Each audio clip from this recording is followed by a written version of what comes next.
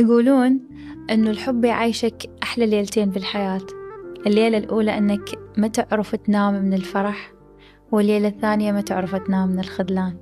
يا ليلة مرة الليلة الثانية صعبة، أصعب. الفرح ينسي.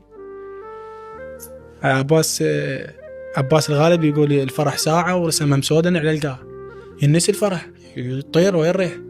بس الليلة الثانية صعبة تكون. عشت الليلة الثانية؟ عشتها بقسوتها. الأولى عشتها الليلة الأولى بس هم من طرف واحد. لا بس الليلة الثانية صعبة، قسوتها يعني كلش كانت قاسية عليه. تتذكر شعورك بهاي الليلة؟ بس شعوري بهاي الليلة يعني كلش صعب، ووصفته بالقصائد إن هذا النتاج. يعني أنا كنت العلاقة استفادت منها بشكل يعني قصتك على الشعر شعري قوت قلبك يعني. كتبت نتاج وراها العلاقة هواي قصايد، ولها فضل طبعا كتابة القصائد كلنا عليه. شلون فضل مؤذي، بس فادني شعريا. يعني معنى كلامك إنه الشاعر ما يقدر يبدع إلا يتألم؟